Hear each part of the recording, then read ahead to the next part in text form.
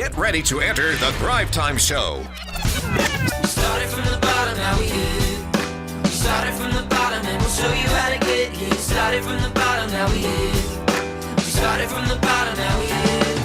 We started from the bottom, now we're on the top. Teaching you the systems to get what we got. Colton Dixon's on the hooks, I break down the books. Z's bringing some wisdom and the good looks. As the father of five, that's why I'm a dive. So if you see my wife and kids, please tell them hi. It's the CNC up on your radio. And now 3, 2, 1, here we go.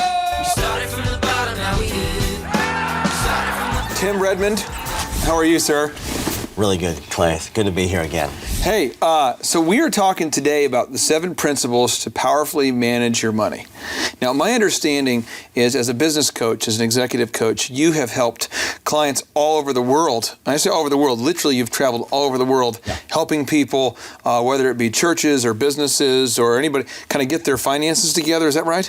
Yeah, cash is king, Clay. And so if we don't learn to manage the cash inflow and outflow, we're not going to build anything of lasting value. And it's kind of like the basic life skill that we've got to nail down as thrivers to really begin to succeed. Now, my son, he's just now getting into that age 7 zone. And what he's doing is as soon as I pay him any type of compensation for work, I don't give him allowance. I pay him for a compensation for services rendered. Very good. But he wants to spend it immediately. And as adults, it seems like we want to keep doing that too. So I'm excited to hear kind of how we still have a 7-year-old mind in our spending today, even as grown-ups. Well, Tim, when Thrivers start implementing these best practices, we get emails all the time from people that, you've coached and I've coached all over the country, and they say, oh my gosh, I'm making more money than ever. Their marketing's taken off, they're making more money, but we have to learn, in order to build wealth, we have to learn how to control our money, whether we're upside down in our finances, swimming in an abundance of money, or basically completely debt-free. So, Tim, in your mind, why don't more people know how to control their money? Well, there's just the steps of learning how to do it, and that's why we, in today's episodes, we're talking about 7 principles, and they're really 7 steps towards really getting a grip on your money.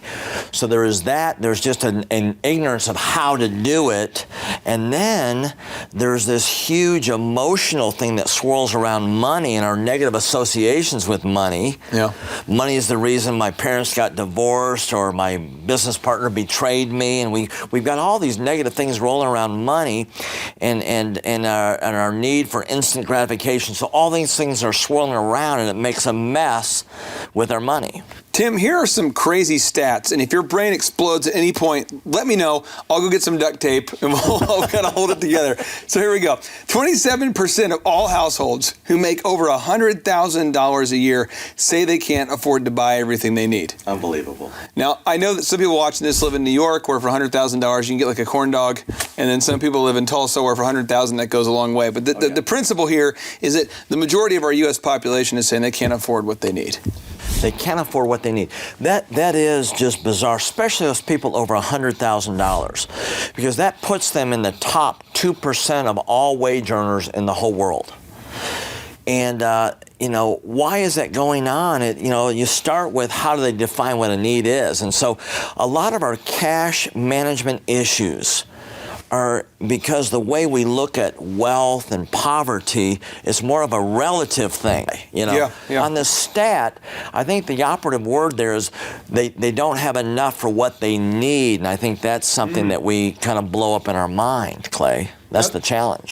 Tim, in 2013, there was a study that was conducted about the dependence that people have on government. And it says, America is increasingly moving away from a nation of self-reliant individuals, where civil society flourishes toward a nation of individuals less inclined to practicing self-reliance and personal responsibility. What does that mean, and why is that beginning to happen?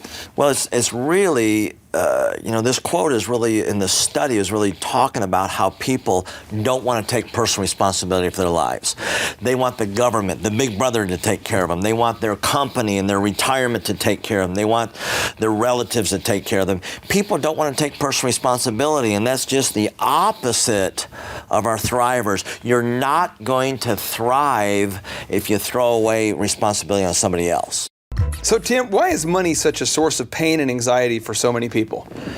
Well, again, it goes back to this association, this negative association they have with it. They don't want to take responsibility. It requires them to take full responsibility of knowing where the income's coming in and where it's going out. They're given into being very compulsive, this instant gratification, giving into their feelings. They want this, they want that. They don't want to take this personal responsibility. And I think about this amazing article I read in Motley Fool, and it was this lady talking about Grace Groner versus Richard Fuscon. And it was this lady that was born in like 1910. And in the Depression, she got a job as a secretary. She never really moved above the role as a secretary in a company. Yeah. And she just died in like 2010. She lived to be 100 years old. And then this Richard fellow was a big-time executive making hundreds of thousands, millions of dollars every year, working for Merrill Lynch, and he got out of the corporate realm in the year 2000. 10 years later, he's got all the money he knows what to do with. Here's this lady with secretary wages forever. 10 years later, he declares bankruptcy in 2010. In 2010, this lady finally dies has an inheritance of $7 million that she saved as a secretary. So it's this whole idea where we just get absorbed in the moment of whatever we want to do. We just give into our compulsion. We got all this pain and confusion having to do with money. Well, Tim, America's spending habits are really out of control at this point. In fact, there's research that was done in 2009 by the Census Bureau, and it was showing that basically for every dollar that I earn as an American, I'm going to spend $1.33. That's outrageous. Well, and it's a good government spending thing. That's less than what the government spends, Yeah, right? Yeah. Well, yeah. So that's like a budget cut almost. Okay, so now 52% of Americans are spending more than they earn. Is basically what Huffington Post is showing. Okay, so most people are spending. Greater than 50% of people are spending more than they earn. Yeah, and then our main man, Thomas Jefferson, he says, this is what he famously said. He said, never spend your money before you've earned it. Okay. Which to me seems like pretty deep stuff here. So the idea is that, we shouldn't spend money before we've earned it, and people are spending more money than they actually have ever touched. So, Tim, what causes people to spend more than they have? What is the deal? Well, they everything's about lifestyle. Everything's about in the moment. Everything is about enjoyment and let's just get it, because credit is so easy. It's so easy to borrow. It's so easy to spend more than what we have because we can get access to this money. So we're going to give into our pleasures right now, and so we allow our lifestyle to our spending to follow our lifestyle instead of our spending to follow our actual income coming in. One more time. You're saying we allow our lifestyle to control what we're... Yeah. We have, number one, we have lifestyle determines everything. Doesn't matter what our income is. In the proper way, the way our thrivers are going to begin to really succeed, not only are they making money now, because we're following these best practices here, but they're going to be able to build wealth so they can become more powerful, more influential. And the way they're going to do that is, instead of allowing their lifestyle to lead their way, they're going to allow the income that they have to determine what their lifestyle is. And just to, for anybody watching this right now, one thing as we dive into these principles I want to share is I have got an opportunity to consult with people that make $500,000 a year. People that make $1 million a year, and they have to work right now, today, in order to keep up what they already spent. So they're borrowing against their future all the time. And literally, you have guys who are making massive amounts of income who have to work every hour of the day just to pay off what they already spent. And it's sad. And what we're wanting for you to do as a thriver is to be able to not just thrive financially in terms of making a lot, but thrive as a person, thrive as a dad, thrive as a mom, be able to enjoy downtime, able to be able to go to your kids' games and be able to hang out with family and friends. And so this is huge. And so we're going to get into this first principle here. But as we're getting into this first principle, be thinking about, we're trying to help you thrive as a person, not just earn as much as possible here. Who is the boss of your finances? Why is this your first principle? Well, what we have, Clay, is we have one of two roles. one of two relationships we have with our money. Either we manage our money or our money is managing us. And a lot of times our decisions should be determined by the goals that we set, that we're working towards. And a lot of times we'll say, well, we can't go on vacation, we can't do this because we don't have the money. We allow our money or lack of money to determine our decisions. They're the boss of us instead of us being the boss. And so when we learn to live below our means and we get a plan for where we're going to go, and these are principles we're going to cover here today, we begin to move to being the boss instead of being bossed around by money. So many of us we go up and down emotionally because we got this bad boss called money that's bossing us around. Winston Churchill, this is the guy who basically stood up to Hitler. And without Winston Churchill and his boldness, we'd all be speaking German. I'm from German ancestry, so I can make that joke. Yeah, but we'd all be speaking German. It's not German. a bad language, but we didn't want to be forced to have to speak it. True. We would have all enjoyed driving the German automobiles, though, if that would have been forced upon us. Yeah, I'm with you on that one. Okay, so the price of greatness is responsibility, he says. He says the price of greatness is responsibility. Tim, what is he talking about? Well, when you begin to be the boss of your finances and you become the boss of your cash flow, what I have found when I am coaching people, and I love to do coaching with businesses that need to turn around, they're in cash flow, just a horrible shape here, but I really like coaching companies that are doing well and they just want to do gooder and gooder. I mean, I like doing that. And so what I find that these abundant-minded people do is they love the word deliberate. They love taking responsibility. They love having the choice, making the choice. And so when you are talking about managing your cash flow and really being the boss of your cash flow, you've got to be deliberate with your plans, with how you're making the money come in, you're tracking it, and then where the money goes. And really getting a grip on that, being deliberate with the plan that you have. In your book, Power to Create, which we happen to have a copy of here, in your book, Power to Create, you say that money has the uncanny ability to take on the nature of whoever controls it. Yes, this is very, very important point here. Money taking on the nature of whoever holds it. We subconsciously give a lot of power to money because, wow, with money we can get anything, There's even a verse in the Bible that says that money answers everything, okay? So there's some truth to that, but really when we take a look at the reality here, money is just this piece of paper or this gold coin. It doesn't have any intrinsic value in and of itself. It's whoever holds it, that is who has the power to put this money as an employee, to put it to work for us. Money begins to take on our purposes. It begins to fulfill whatever we want it to fulfill. So let me ask you this, though. If I am struggling with this concept, what is maybe an action step that I can do to become the boss of my money? All right. We actually begin to, in the remaining principles, we begin to show you how to become a boss. A very practical step is to go right into principle number 2, which is knowing where you're at and really keeping track of the money coming in and money going out. Most people don't do that. Clay, I have had businesses I've coached that don't keep track of their accounting. They have no idea where they're at. So your principle number 2 says, know where you are, and the idea is to know where your money is, know what's coming in, what's coming out. Right. Now, Tim, Socrates once said, an unexamined life is not worth living. What is he talking about, and how does that relate to this concept of knowing where you are? All right, so unexamined life is not worth living. You could probably say, and I'm sure Socrates probably said his next statement was, your unexamined finances is probably not worth sustaining you. Okay. We want people to thrive. Thriving is the whole concept of growing and increasing. Not just with stuff you own, but your influence and your peace of mind and the relationships you have. And so if we don't know where we're at, and this is an unexamined part of our life here.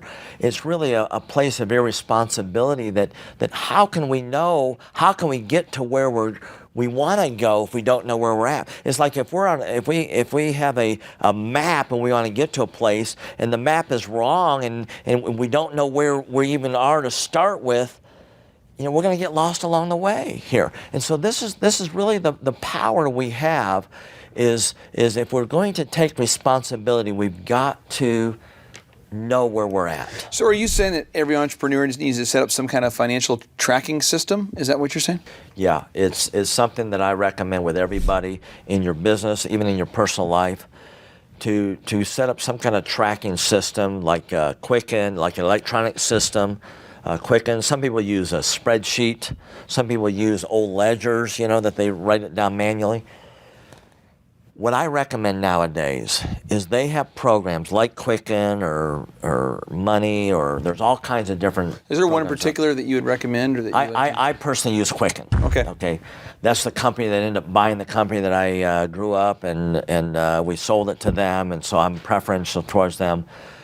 We want to get a system, Clay, that's very important, that automatically pulls in our transactions from the bank and the credit card, and that's where most of our transactions are.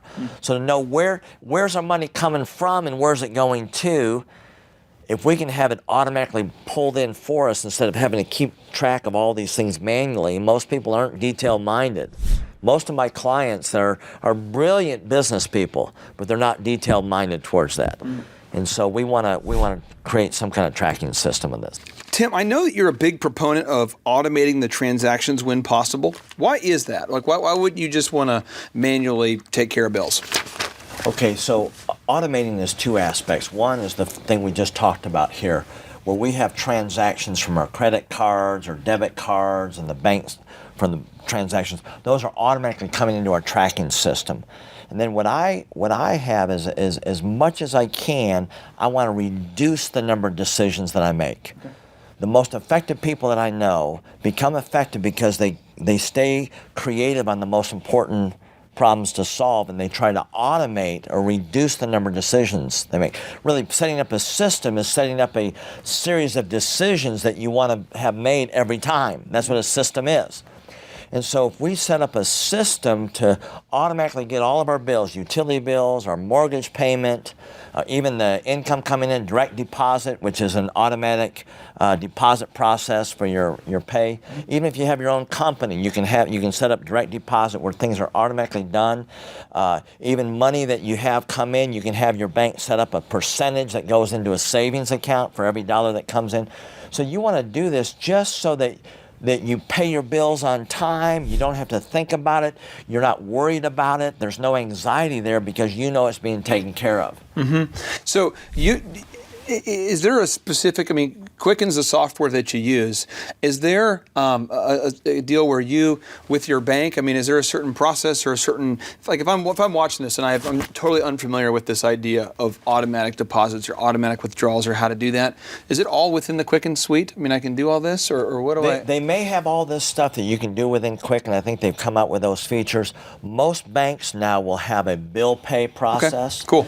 And most vendors, like your utility company, you can actually set up an arrangement where you provide them your bank account where they can or your credit card, and they get direct access to that. So you set this up, they test it to make sure it's really you, and then once it's set up, it's automatically taken care of. So that's an action step anybody watching this can do. This is something that you can do. Either using your bank or going directly to the vendor that you owe and say, listen, I want to set this up where it's automatically paid. And they love that because they get paid on time, you pay on time, everybody's happy, and you're not wigging out about what's being paid or what's not being paid. Tim, there's 3 different types of expenses that all of us have. First, there's the mandatory obligations. Second, there's the discretionary expenses. And the third, there's the desired expenses. So describe to me what the first one is. Just describe to me what the mandatory obligations are. Mandatory obligations are commitments that you have to make every month or every week, whatever the arrangement is. Mandatory obligations are like a mortgage payment, utility bills if you want to keep your house cold in the summer and warm in the winter. Student loans, whatever loan program. Sweet student loans. I love sweet student loans. Student loans are good. And if you borrow money, you ought to pay it back. That's my own personal viewpoint here. And so all these that you have to make payment of, and there's no mercy from these people. If you don't pay them, they're going to sue you. If they don't pay them, they're going to turn off whatever you're buying from them. So car payments, whatever types of loan payments that may be. Now, the second you talk about is discretionary expense. What does that mean? Okay, discretionary expenses are needed expenses. You can't just not do those expenses. They're required, but how much you spend of those really is determined by you. Okay. It's determined by the income you have, and you living below that means.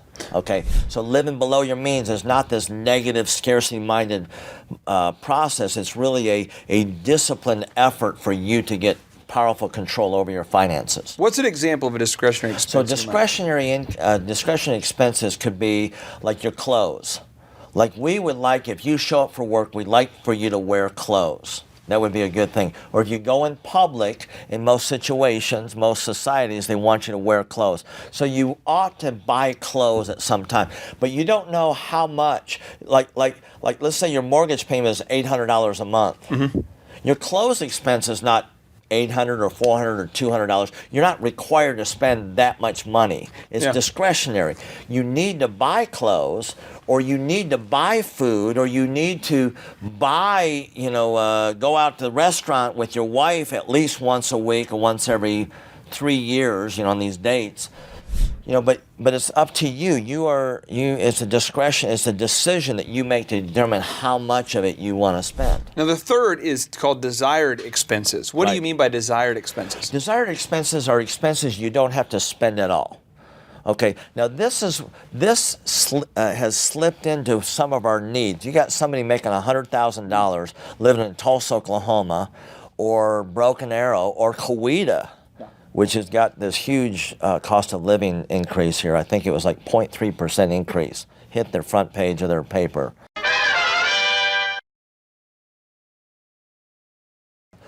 And so we have this $100,000 a year coming in, and we need to have this and this and this. And so this desired expenses, that's stuff that we don't have to spend, but it's like saving up for a vacation, saving up for your kid's wedding or education. If someone watching this, there's a couple things that I want to bring up here that when you describe this, I'm thinking of things where we confuse it as a need. I talked to a business owner the other day who has a totally safe vehicle, about 2004, 2005. It's like a truck. And this vehicle works great for daily business stuff, right? And he comments, well, I'm getting a brand new one because I want it to be more safe. Oh, yeah. For the family. Yeah. And then I look and I notice there's a super sweet, just brand new, like one of those Samsung tablets, brand new one. Nothing wrong with Samsung, but a brand new tablet. Just awesome. The latest one, yeah. And a brand new phone. And the whole thing was, he'd commented, that's a nice phone you have. I just got that, all this kind of stuff. And this guy's barely making it financially. And I just thought, in his mind, he's confused, what is a want, because he has a car that works, but instead he's choosing to get a brand new one because he needs to be safe, or he needs a phone to better communicate with his client, and he keeps adding all these things. Yeah, that's self-justification. You are going to justify, well, that's going to be a mandatory obligation because I'm going to justify it as that. And it's a deal where I think all of us are guilty of it. I know at some point early in my career I was doing that. I know that a lot of people do that. So I just want to make sure as you're going through these are powerful here. You have the mandatory obligations, the discretionary expenses, and the desired expenses. I think it's really important that you might bust out a sheet of paper or type it on the screen here and sort your expenses. Go ahead and go through the process of doing this, because if not, you might confuse categories. Right, and I would recommend, if you're married and you want to stay married, to actually do this with your spouse, where you decide together what is mandatory expenses, what are discretionary expenses, and with your income you're at right now, how much is this discretionary income do you want to spend? Like we have to go out here. We've got to take a break. You gotta go out. We can't be cooking every night in the kitchen. We have to go, okay, well, how much is that? That's discretionary. Then the desired is, by all means, have desires. Have plans and goals, where places you want to go to and people you want to meet and things you want to experience. Begin to save for that. And begin to work to where you want to spend money you have, not money you're going to eventually make. And that's where we get into trouble here with this whole spending thing. Now, principle number 3 is we want to know where you want to go. So let's talk about this. Tim, Napoleon Hill, the best-selling author, once said that the starting point of achievement is desire. Keep this constantly in mind. Weak desire brings weak results, just as a small fire makes a small amount of heat. Tim, what are some powerful questions that we can all ask ourselves to identify where we really want to go with our life? Okay, this is good. And just take the whole thought here, Clay, of the power of questions. Questions unlock our mind. Questions, our brain begins to answer the questions we ask it. And so if we ask weak questions, we're going to get weak responses. If we ask it strong questions, it will solve for those strong responses. And so what I have found as I've worked with these precious people, my clients and people that I talk to in seminars, and humanity, myself when I look in the mirror. Humans, people that are humanly human, And what we're talking about here is most people, when you ask them where they're going or what they really want in life, they don't have a clear answer. And I think for a lot of people, when we ask the question to you, we say, what do you want to do, or what do you want to do with your life, or what goals do you have? I think a lot of people will just say something like, well, I want to be successful.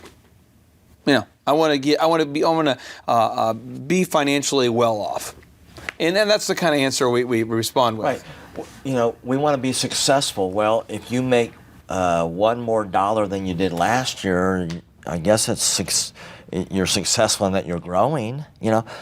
That's the problem here, Clay, is when Napoleon Hill wrote that very powerful statement, he talks about definiteness of purpose, and that definiteness of purpose is tied to, I can say, a definiteness of desire, a very specific desire. Those SMART desires they're specific, they're measurable, they're attainable, they got some risk attached to it, and they're time activated. And so, to know where we want to go, most people don't know where they want to go. They know about where they want to go, but there's no jet engine of the fire of desire. It's got to be very specific. And so I like to ask these questions here. What do you want out of life? What are your key goals that you're working towards? Are they specific goals? Are there places you want to go? What in your life do you want to stand for? There's certain things that you want to have said over you, when you die, in your eulogy. What are people going to say about you when they're looking at your corpse and saying, there's a good man, and here's why? What do you want them to say over you? What are some things you want to buy? What are some things that you never gave yourself permission to buy that you really want to give yourself permission to buy? Write them down. Be specific about it. That's what we're talking about here. Where do we want to go? Be specific about it. It comes to mind here, when you think about thriving, which is what this organization is just passionate about, just being contagious and activate the thrivingness within people. You think, what is the opposite of thriving? You think, well, surviving. But here's one I want you to think about. The opposite of thriving is drifting. One is very specific and they're purposeful and they're going for it. The other one's just drifting along. Well, I don't know. I don't want to have a goal. What if I don't reach it? Well, you probably won't. Drifting is so dangerous. It's very dangerous. It's this horrible sense of existence where you shut down your creative energies on the inside. I think drifting is dangerous because you have the illusion that you're getting somewhere. And so I think a lot of entrepreneurs watching this, maybe you've always wanted to start a business, or maybe you have one now, and what you're doing is on a daily basis, you're not actually saving money, but you're saying that you're wanting to get ahead. and you're saying the right thing. You actually are professing that with your mouth, but you're not doing it, and you're just kind of drifting. And I think what you're talking about is a lot of specific ways that we can begin to build some financial momentum here. Yeah, where do you want to go? That's this principle we're talking about. Where do you want to go? Why do you want to go there? I mean, you think about, what kind of savings do you want to set up? How fast do you want to pay down your debt? I know when I was running the software company, we'd have these big bonuses that I would get, and my wife and I agreed to have X percentage of those bonuses that paid down our mortgage. So we just paid down our mortgage, down. So we had a specific purpose that whatever came in, this percentage of it, we just applied it against that. So we want to really make sure that our thrivers, in order to thrive in the cash management, you got to have a plan to where you want to go, and don't think you have to have this grandiose plan. Even if you've never done this before, start small. But get something very specific you want to work towards. Okay, Tim, now principle number 4 is called close the circle. What are you talking about when you say close the circle? Well, it's a term that I got from a friend of mine, Earl Pitts. He wrote a book called Wealth, Riches, and Money. And he used the term closing the circle is answering a question, a very important question in cash management, which is answering the question, how much is enough? So if we have the circle that's open, that means when we have more income coming in, we're just going to spend it, or we have a tendency to spend it. When we close the circle, that means we say, listen, if I get more income than I have over the budget, I've got a purpose for that to go into a certain savings account or wealth investment account. There's a purpose for that. There's a destiny for that dollars that I'm going to put aside, and that way I'm not going to be all over the board and allow my lifestyle to go ahead of my income like it does so frequently. And I think a powerful example of this would be Warren Buffett, where he currently actually lives in the same house that he bought in 1958 for $31,500. You think he's got it paid off? Well, apparently he doesn't. He drives the same Cadillac, that he's had for quite a while. He doesn't have a computer at his desk, doesn't really use a cell phone, and I think some of those things might be things that maybe wouldn't be practical for you if you're watching this and don't have a cell phone, or maybe not. But the principle here is that he bought a house a long time ago that serves his needs. He feels very comfortable with the house, and so now he's on to doing other things, which is, with his money, he's blessing a lot of people right now with a lot of his charitable things. But I think he decided at one point that he was going to cap his income. And I think I've read where he capped his income at about $175,000 a year, which is still a very high amount for a lot of people, but he's capped it there, and it's very unusual for people, because I think he has a value or a net worth of billions of dollars. Oh yeah. But yet he's capped his income at $175,000. So it seems like he's really closed that circle, like what you're talking about. Yeah, and this is really, really important for our thrivers here. So if you're a sales position and your income is going up and down month after month, how does this principle apply? Yeah. This is in your sales. You got a business that's all. You're starting the business, or let's say you're starting to use some of these marketing and sales strategies that we're explaining in these videos. You begin to apply these best practices, and in the process, you may have a month that you make $25,000. Another month, you lose $4,000. You're all over the board. And so what we want to do is not have you live a boring life. We don't want our thrivers to live a boring life. But what we want to do is we want to create stability for growth. And so closing the circle is saying, listen, I'm going to live by this much money. Let's say it's $5,000 a month. Yeah. So let's say it's $5,000. Let's say 1 month I make $8,000. Okay, so what you do is you take the $5,000 you've already got allocated. Great, you put that to work just the way you've got that set up. The $3,000 you put it aside into a savings fund, and let's say the next month you maybe only make $3,000. Okay, but you want to live on $5,000, so you've already got stash on that, so you can take $2,000 out of that to put in there. You think, yeah, but I'm just not that disciplined. You can be disciplined. It's very simple. By taking the mandatory expenses, you got your discretionary expenses, then you got your desired expenses, and then you're living within that particular amount. And you're not stuck there forever, Clay. Some people say, well, I just don't like living in that bondage.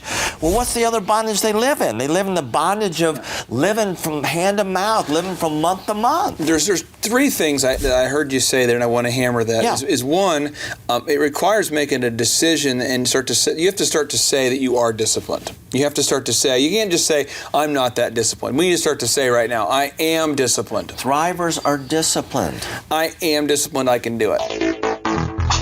Discipline, discipline, discipline. Discipline. Discipline, discipline. Discipline. Discipline, discipline. Discipline. Discipline.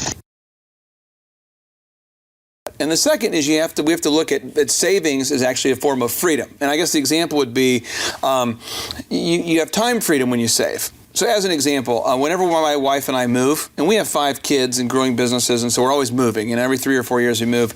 And when we move, because I've saved money, I can pay a builder to move, and I pride myself on not packing a single item. I just am like, move that, move that, move that. Move. So I can't stand it, and so I was able to save time by saving money, and I can basically get time back by paying people to do things I don't want to do necessarily. Yeah, you're paying for a hassle-free life. You're paying to not have to think about stupid stuff you don't want to think about. But that's because on a daily basis I decide to not buy things I don't need. I don't put things in my house I don't need or buy new TVs every week. I just get what I need.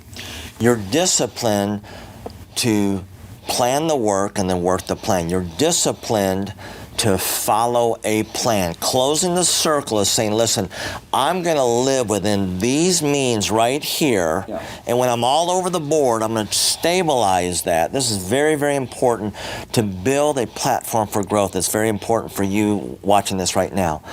And what we're saying here is we want to create that stability.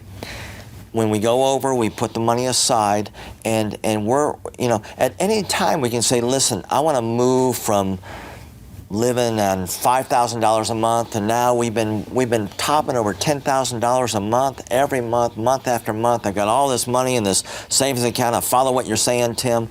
And so now we're going to move from $5,000 to $8,000. And so you rearrange those mandatory expenses and those discretionary expenses, and you set up a plan, and you follow the plan.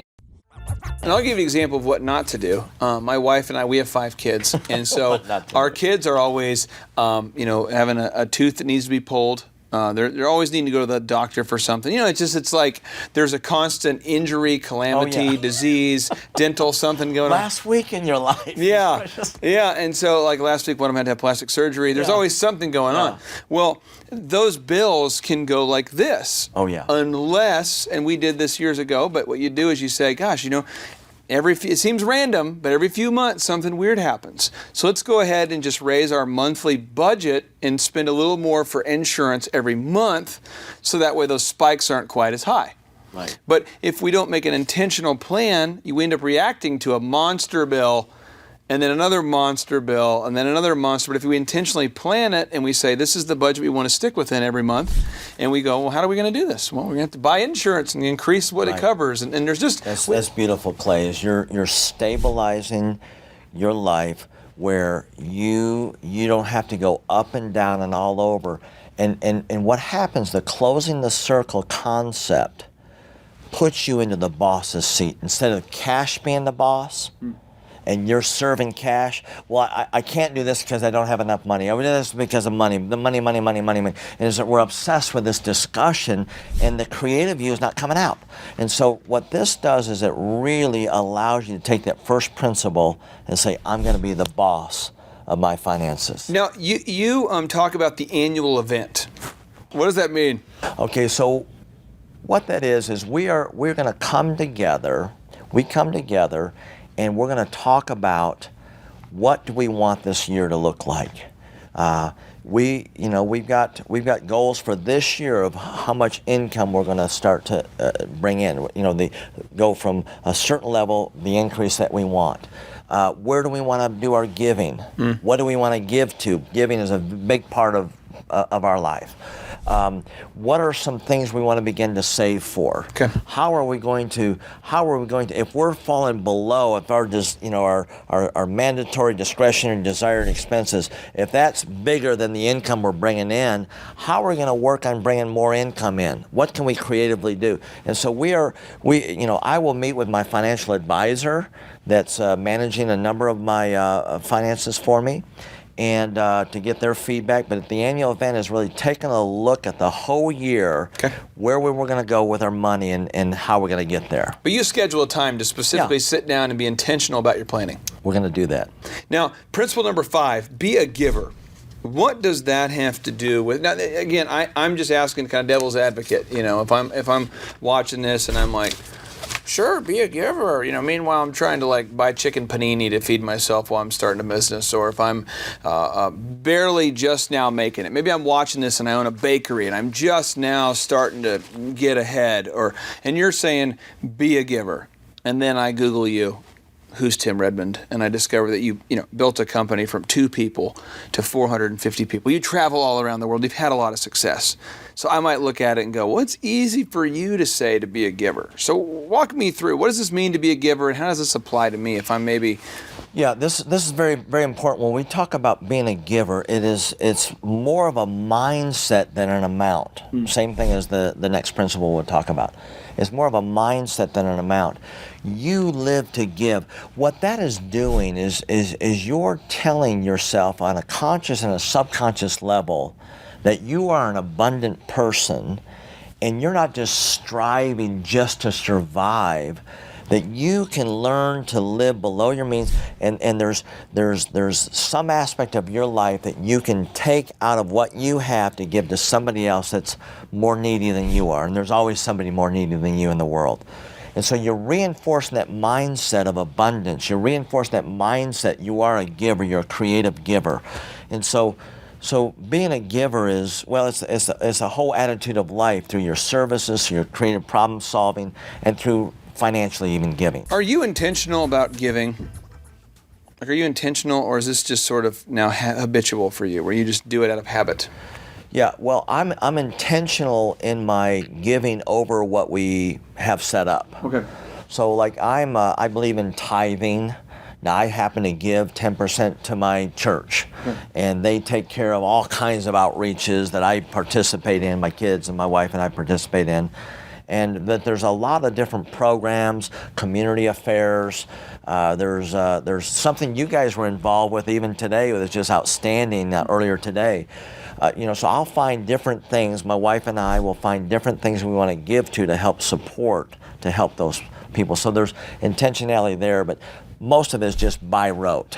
It's like, this is in my lifestyle, it's part of my budget, it's part of my mandatory obligations. I want to hammer this home real quick, though, because there's somebody watching this who's a crazy giver, like you are a nuclear giver, like you will give everything possible. I met a lady years ago who was trying to start this home-based business, and every time she'd have $1, she would give it away, almost at like a panicky, like, I need to give it away. It's more fear-driven than generosity. And her story was, I grew up poor, I want to help people who are poor, always giving money to family.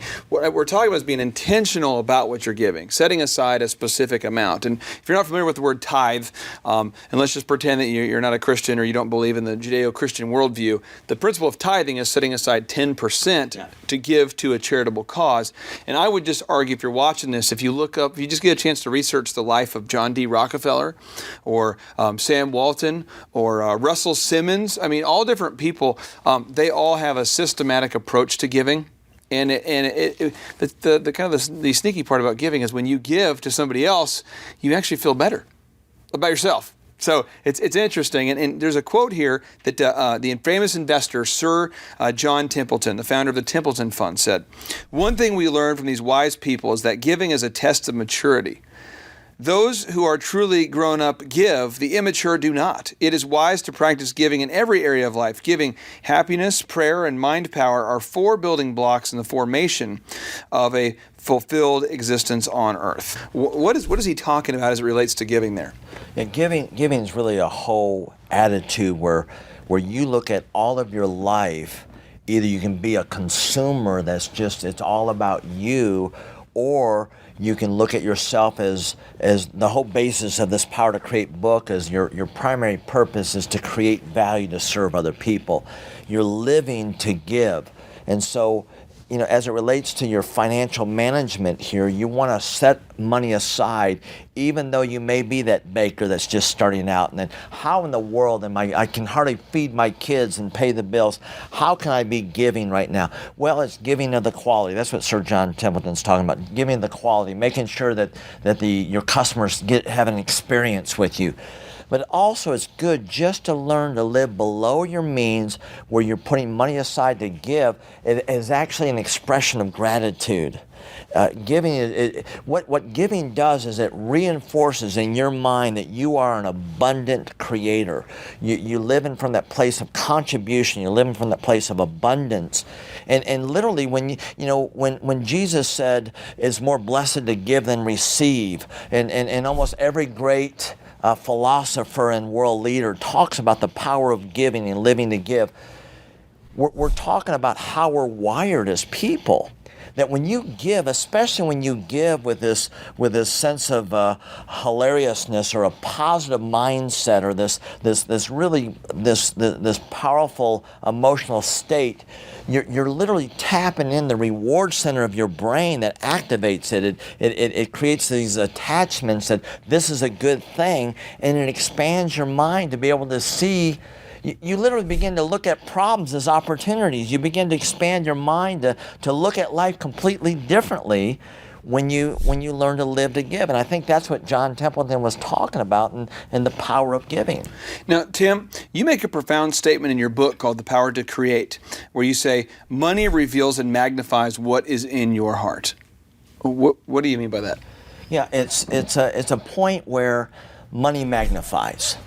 Okay, so a lot of people will say, well, hey, listen, that person didn't have a lot of money. They got a whole lot of money at one time. Money ruined them. Well, did money ruin them, or did money just reveal what was already in their heart? See, money magnifies. And what we're talking about here is when we're talking about managing our finances and putting money aside to be able to give. Money is going to magnify your heart. Money is going to magnify your values. So I can look at your credit card statement. I can look at your checkbook. I can look at your bank statement, and I'm going to see what you value here. Yeah. I can see that money is carrying out your purposes.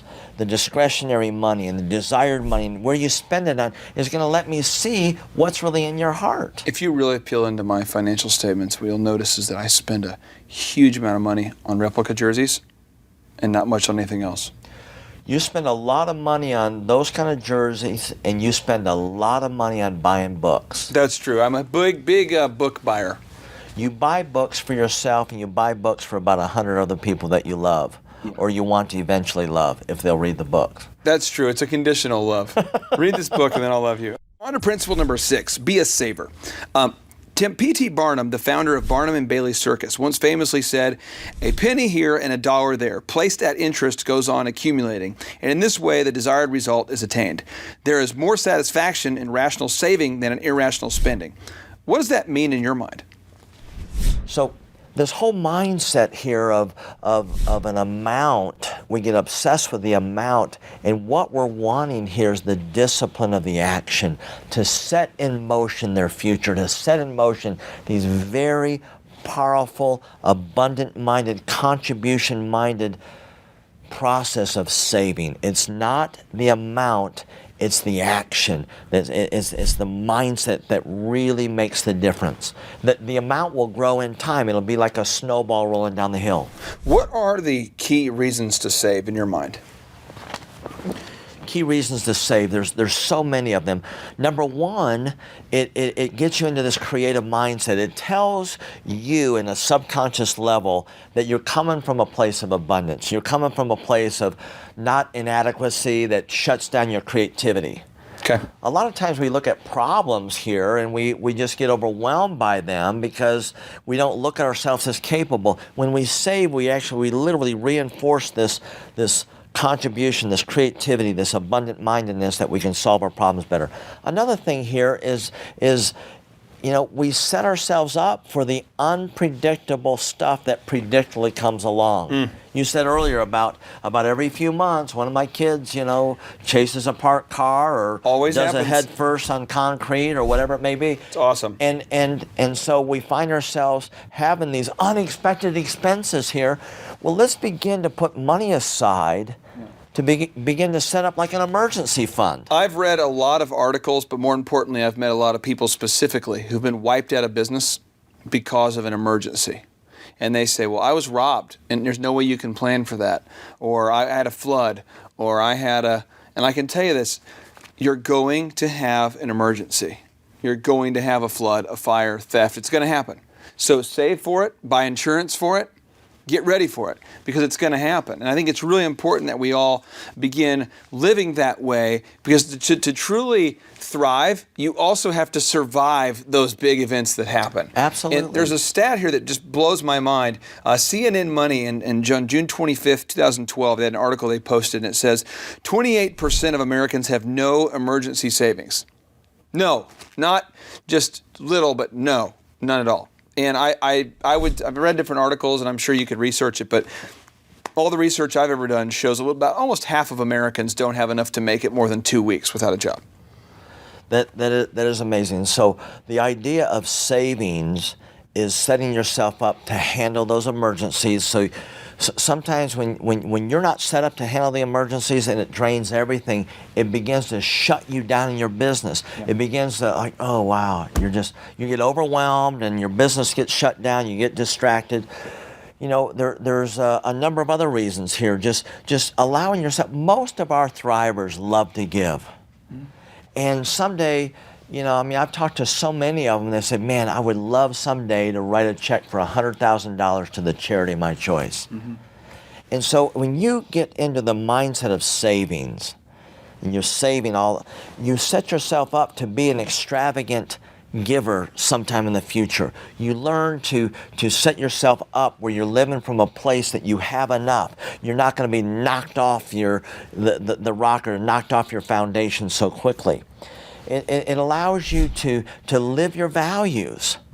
So many of us are just surviving with, you look at my checkbook and you're going to see my values. All my values are buying food, paying utilities, paying my mortgage, letting my kids not die.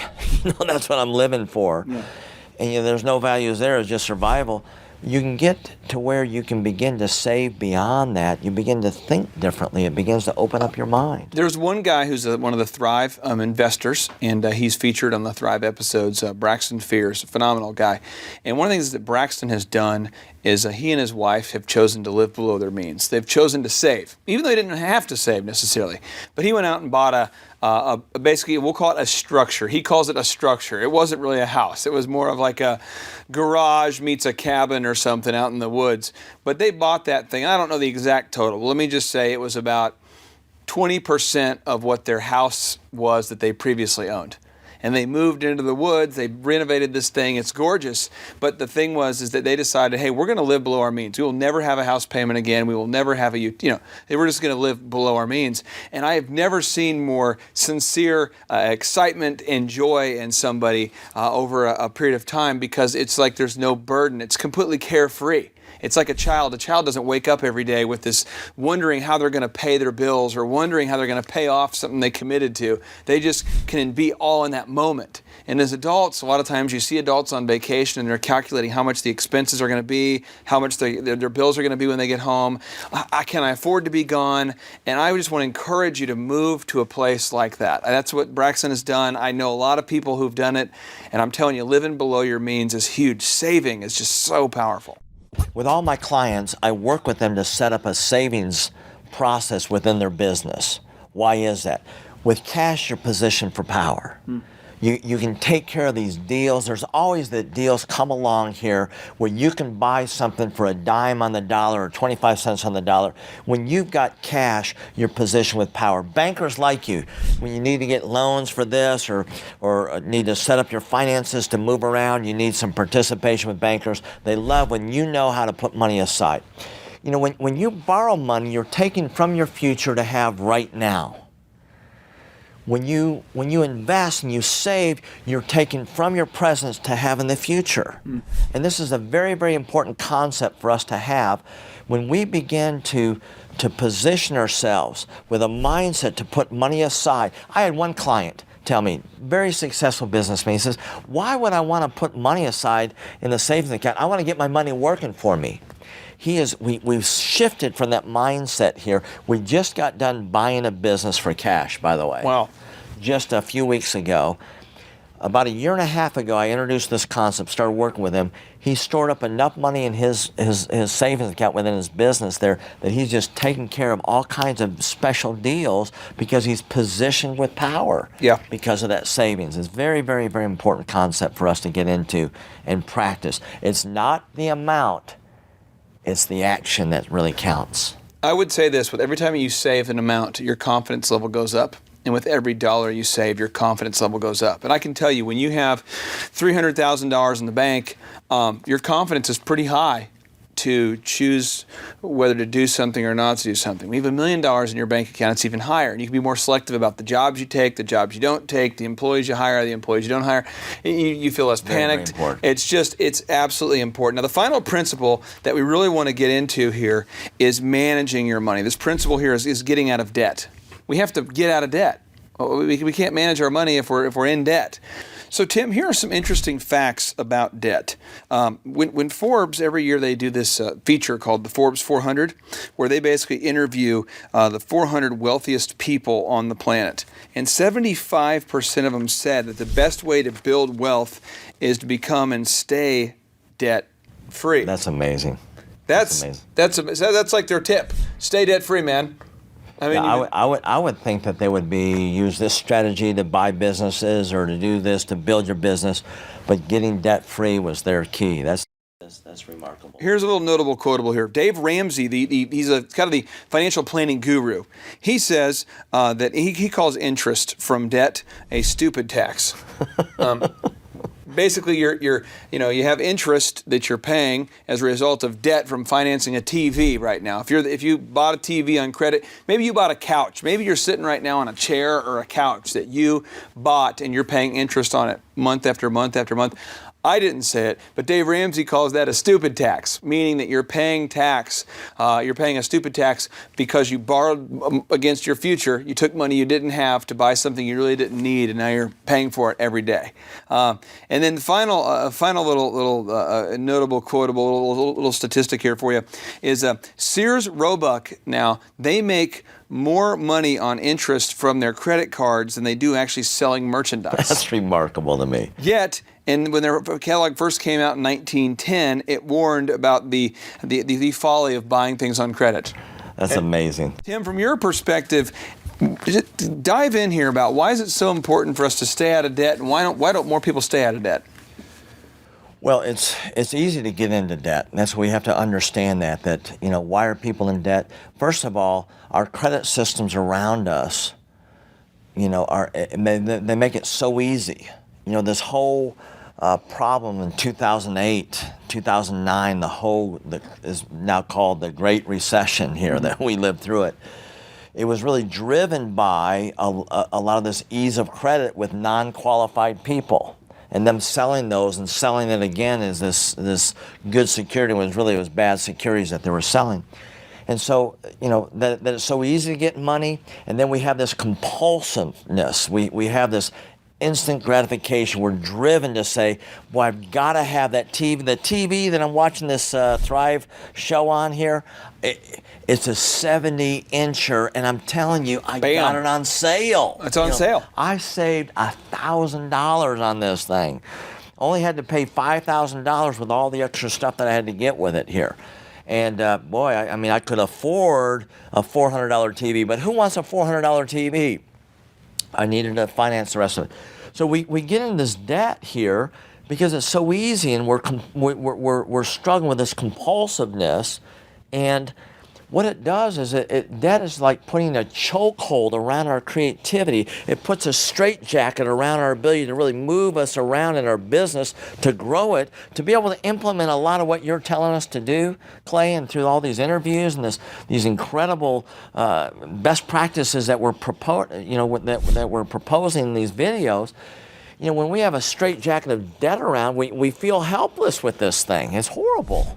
Now, Tim, you say that you set up all your clients to be their own banker. What does that mean? All right, so I began to say that in our last principle, that I want all of our clients to begin to aggressively save money. I had one client last year that they had years and years of no profit. And I started working with them. We work on this principle of first be fruitful, then multiply. So we didn't start really multiplying the sales. We took care of the systems in there.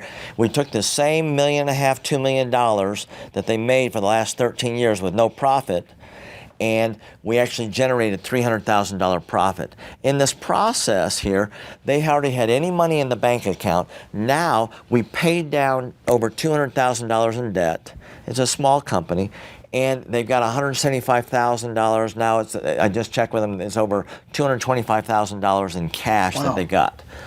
They're being positioned with power, and when they can be their own bank, when they've got enough money where they can fund their own projects here, they can do it on their terms, on their timing. They're not a slave to anybody else. Like for instance, I'm working with one client that's a fairly large client out in California, about $75 million a year. One of their clients is called the Irvine Company. They're their own banker. They build these 500-unit apartment complexes, and they fund the whole thing with their own cash. They have found that they make so much money when they leverage this themselves here. And so being your own banker is really setting yourself up where either you don't have to borrow money at all, or you're in a really good cash position so that your bankers give you the very best rates. Well, Tim, I know you talk a lot about how debt's bad. We need to pay off debt, get out of debt. And I think we agree with you. But what was a specific debt payoff strategy that you'd recommend? Well, first of all, let's take a look at the two kinds of debt there is. There's good debt and bad debt. Good debt is when you're going into debt to get something that's going to make you money. Like when you buy these cameras that are filming us, that's going to make you money. Yep. When and I understand you didn't go into debt, you paid cash with it, which is even better. Bad debt is when you are buying consumer goods, couches and TVs, vacations. When you go into debt on things with discretionary and desired expenses here, you're not going to ever make any money on that. That's really, really stupid tax, as Dave Ramsey says, is just being overwhelmed. And so when you get into a debt structure, you have to make sure that you take a really good look at your debt, what kind of debt you're getting into, that it's so easy to go into debt. Really, I would recommend, Clay, a real action item when people find themselves in a lot of debt. When you're in debt, you can go into even more debt. And a lot of our viewers have experienced that. I've experienced that. A lot of people have experienced that. And so I'm going to recommend as an action item is that before you go into debt, that you're actually going to talk to somebody. It may be a financial advisor, it may be a coach, it may be a friend that you really respect. But really talk to somebody. Do you really need to go into debt? Is this something you can put off until you've got some money saved for it? When we get into the debt reduction plan, I recommend what a lot of financial planners call the snowball, the snowball pay down. And we've got this on a chart here, where when we want to pay down our debt, we first of all, we want to get a list of all of our debt. And a lot of times people will not want to get a list of all their debts. They don't want to know where they're at because it's so painful. It's going to reveal all their bad habits. Well, not wanting your bad habits revealed doesn't get rid of this bad habits. You need to embrace them. And so we're telling people just embrace where you're at, find out exactly where you are. And I recommend, first of all, you get a list of all your debt. You want to get a list of all your debt here. And here we have a Visa credit card balance of $800, Discover of $3,200. You have a car payment of $13,400. You have a house of $205,000. And there's a lot of our people watching now that says, you mean you can buy a house for $205,000? And some of this is like a half a garage. Okay. Or a garage door. But anyway, so you have this, we have the total amount of money that we have. So what is the debt paid? What's the snowball effect? What we want to do is we want to line up all of our debt that we have, and we're not so concerned about the interest payments. Okay. I mean the interest rates. A lot of people say, well, you want to pay off your highest interest rates first. I don't recommend that. I recommend that you take the lowest balance and move up to the highest balance, regardless of your interest rate. And the reason for that is that the debt pay down is not just a logical process. As a matter of fact, it's more of a psychological and an emotional issue. And so you want to get an early victory as soon as you can on that. Yeah. And so you get this list, you put them in order of balance that you have. What is the minimum payment that's required here? And then what's really key on the snowball effect here, Clay, is you want to be able to have an extra debt payment that you can set aside each month. So step one is we want to list all of our debts from the lowest balance on top to the highest balance on the bottom? Yeah. Okay. And then step two is we want to list the balance and the minimum monthly payment and the number of payments remaining? Yeah. We've got the balance here, we got the minimum payments, we got the number of payments remaining. Okay. All right. And then the third thing, I guess your third principle is what we want to determine the extra debt payment amount. Okay, so when we want to really get serious about paying down our debt, we have the minimum payments each month in each of our debt that we owe. And that is a total of $1,750 a month. Yeah. The extra debt payment is saying, listen, every month we have the $1,750. How much additional dollars do we want to pay down against our debt amount every month, month in, month out? Yeah. And that is, in this illustration, we're going to set aside $300 to add to that $1,750 so that we've got now a total of $2,050 every month that we're going to apply against our debt. Mm-hmm. And here's how we're going to do that. How does it say the fourth step is? Well, the fourth principle, or fourth step, it says, is create a new column for adjusted remaining payments based on adding the extra debt payment amount. Okay, so here we go, right over here. This is this column that we're talking about right here, is this adjusted number of payments that are remaining. Now, this Visa card, we're going to pay this for 25 more months, okay? And so with this new plan where we were paying $40 a month on this, we're still paying the other bills. Mm-hmm. We're not forgetting our other bills, right? Okay?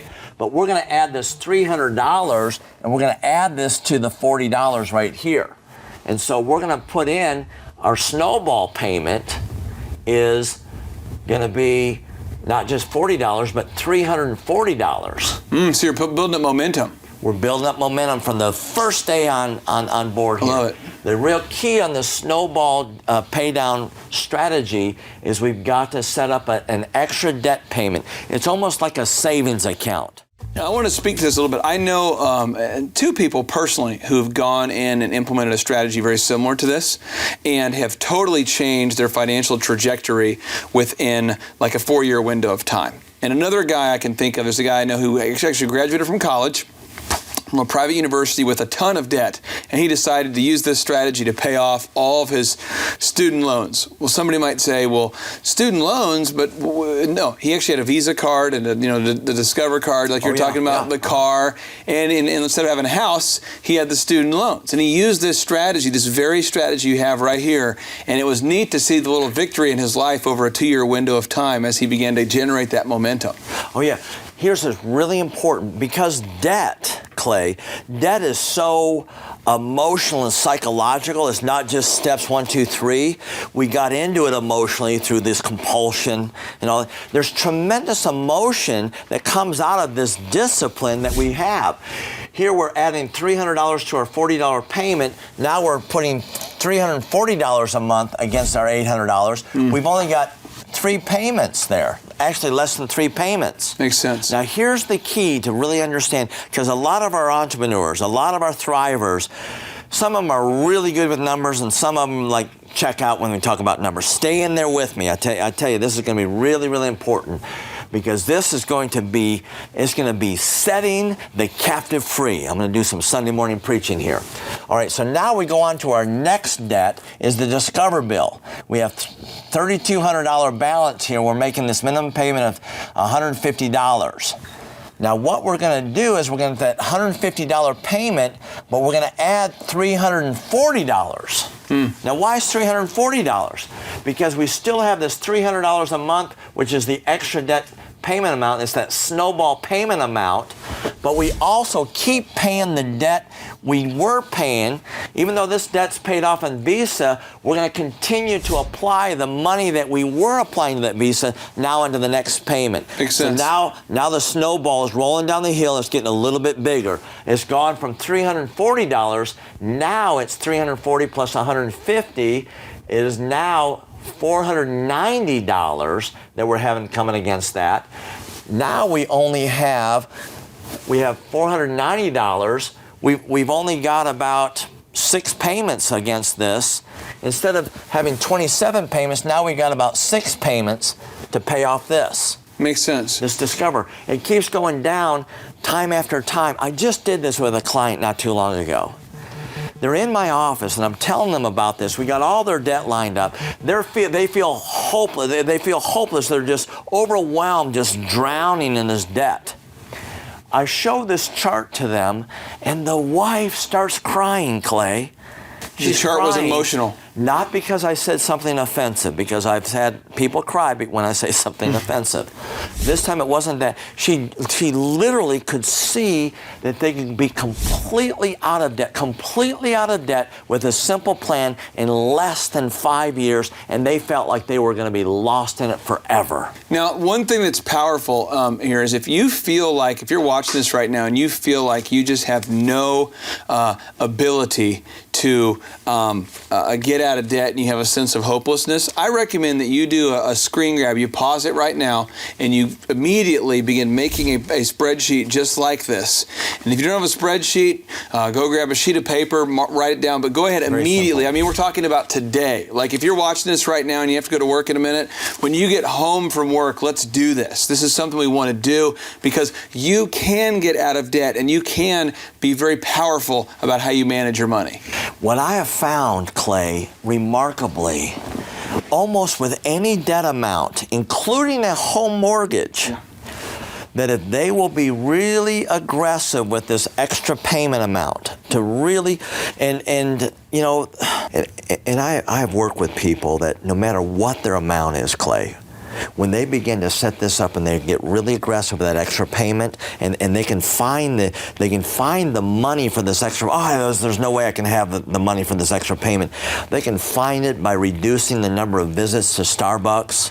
Bless its holy name. Okay, my wife's sacred shrine. There's all kinds of expenses there. Looking at their insurance, and a lot of times people are wasting money on their insurance and paying too much on this, or they've got bad habits of this or that.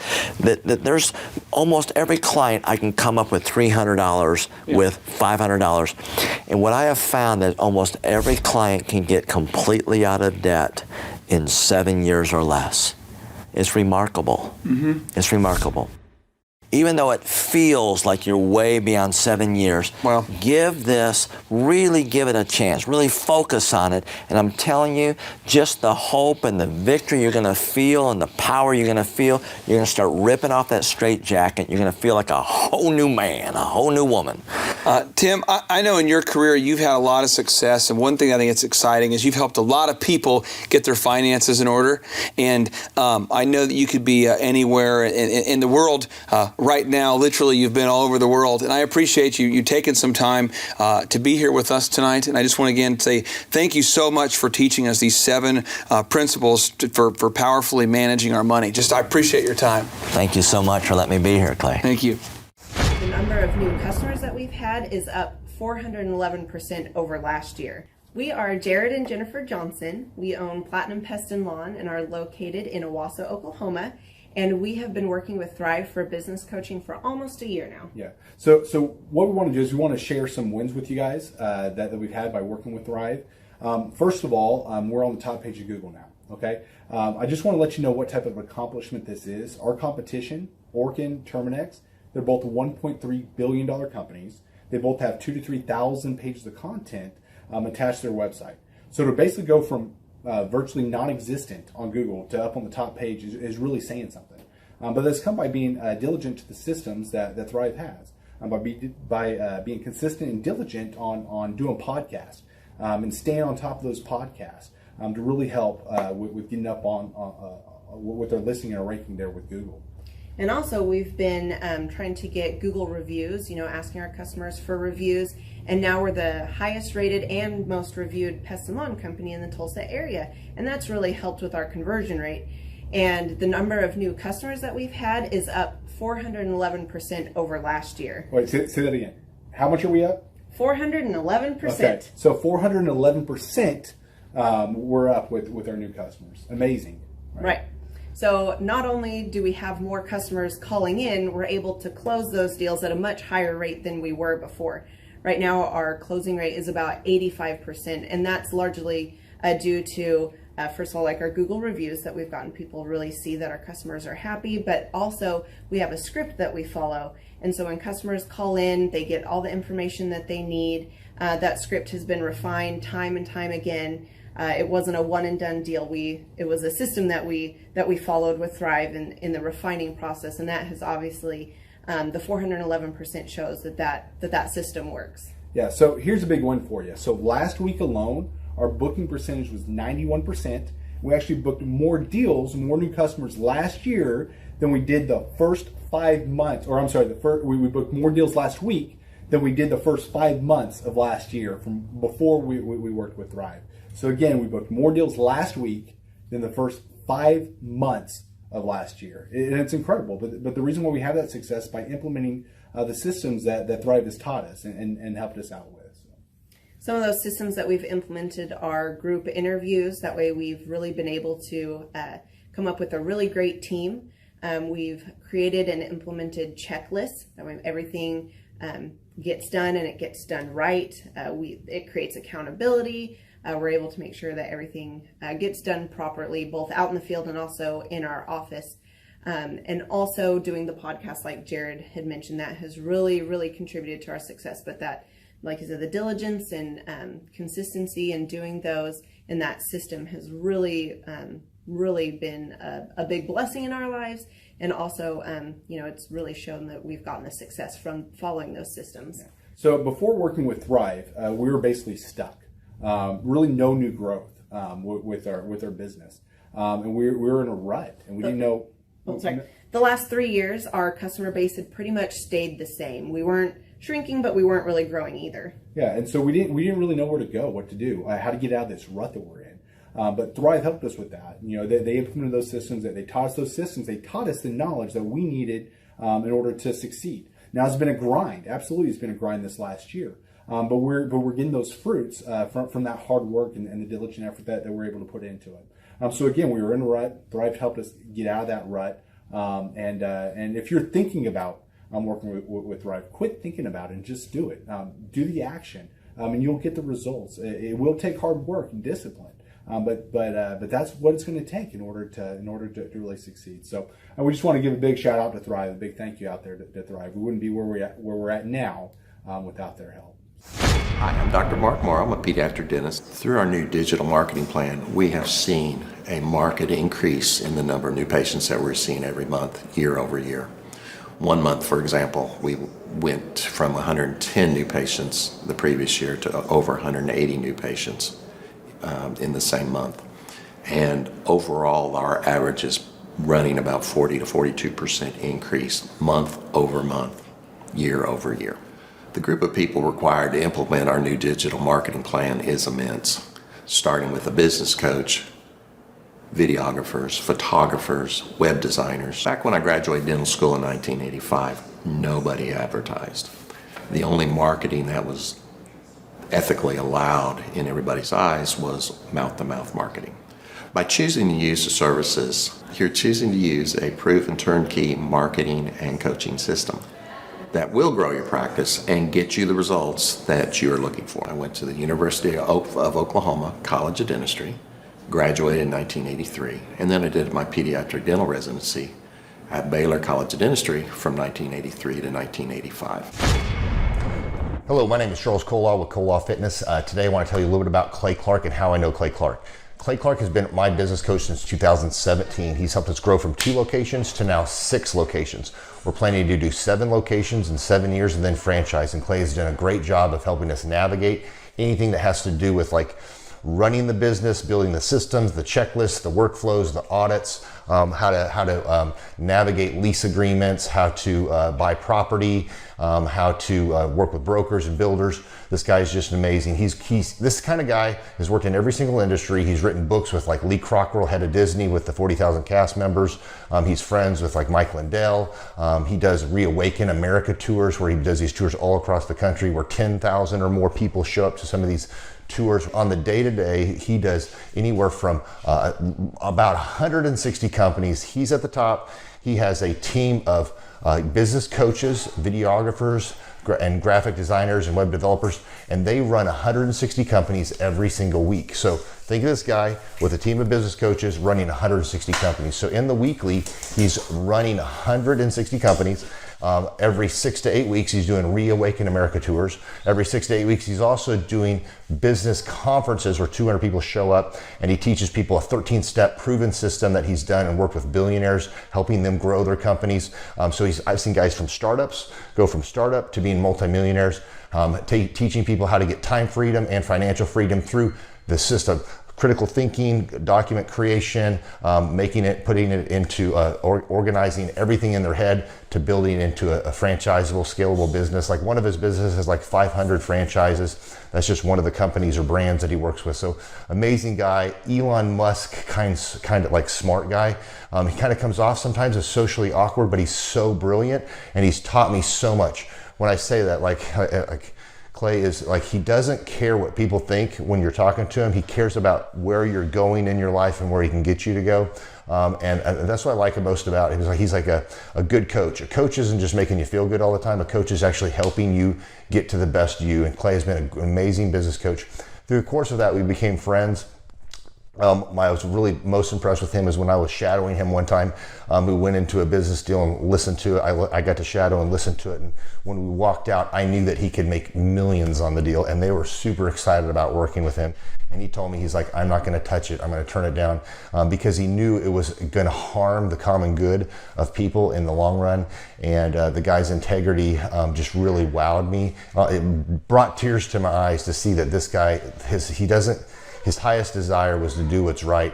And anyways, just an amazing man. So anyways, impacted me a lot. He's helped navigate anytime I've got nervous or worried about how to run the company, or navigating competition and an economy that's like, I remember we got closed down for 3 months. He helped us navigate on how to stay open, how to get back open, how to just survive through all the COVID shutdowns, lockdowns.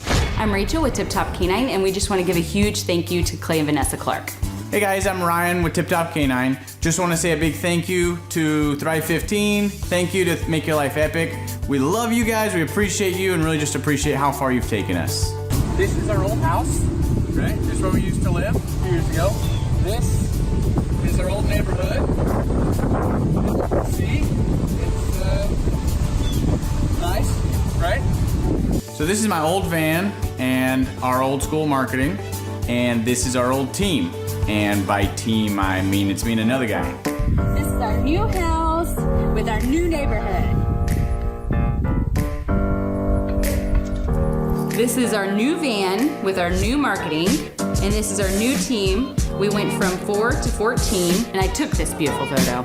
We worked with several different business coaches in the past, and they were all about helping Ryan sell better and just teaching sales, which is awesome, but Ryan is a really great salesman. So we didn't need that. We needed somebody to help us get everything that was in his head out into systems, into manuals and scripts, and actually build a team. So now that we have systems in place, we've gone from 1 to 10 locations in only a year. In October 2016, we grossed 13 grand for the whole month. Right now it's 2018, the month of October. It's only the 22nd. We've already grossed a little over 50 grand for the whole month, and we still have time to go. We're just thankful for you, thankful for Thrive and your mentorship, and we're really thankful that you guys have helped us to grow a business that we run now instead of the business running us. Just thank you times 1,000. The Thrivetime Show 2-day interactive business workshops are the world's highest rated and most reviewed business workshops because we teach you what you need to know to grow. You can learn the proven 13-point business systems that Dr. Zellner and I have used over and over to start and grow successful companies. I mean, we get into the specific steps on what you need to do to optimize your website. We're going to teach you how to fix your conversion rate. We're going to teach you how to do a social media marketing campaign that works. How do you raise capital? How do you get a small business loan? We teach you everything you need to know here during a 2-day, 15-hour workshop. It's all here for you. You work every day in your business, but for 2 days you can escape and work on your business and build these proven systems so now you can have a successful company that will produce both the time freedom and the financial freedom that you deserve. You're going to leave energized, motivated, but you're also going to leave empowered. The reason why I've built these workshops is because as an entrepreneur, I always wish that I had this. And because there wasn't anything like this, I would go to these motivational seminars, no money down, real estate, Ponzi scheme, get motivated seminars, and they would never teach me anything. It was like you went there and you paid for the big chocolate Easter bunny, but inside of it, it was a hollow nothingness. And I wanted the knowledge, and they're like, oh, but we'll teach you the knowledge after our next workshop. And the great thing is we have nothing to upsell. At every workshop, we teach you what you need to know. There's no one in the back of the room trying to sell you some next big get-rich-quick, walk-on-hot coals product. It's literally, we teach you the brass tacks, the specific stuff that you need to know to learn how to start and grow a business. And I encourage you to not believe what I'm saying, and I want you to Google the Z66 auto auction. I want you to Google elephant in the room. Look at Robert Zellner and Associates. Look them up and say, are they successful because they're geniuses, or are they successful because they have a proven system? When you do that research, you will discover that the same systems that we use in our own business can be used in your business. Come to Tulsa, book a ticket, and I guarantee you it's going to be the best business workshop ever, and we'll even give you your money back if you don't love it. We've built this facility for you, and we're excited to see you. And now you may be thinking, what does it actually cost to attend an in-person 2-day interactive Thrivetime Show business workshop? Well, good news. The tickets are $250 or whatever price that you can afford. What?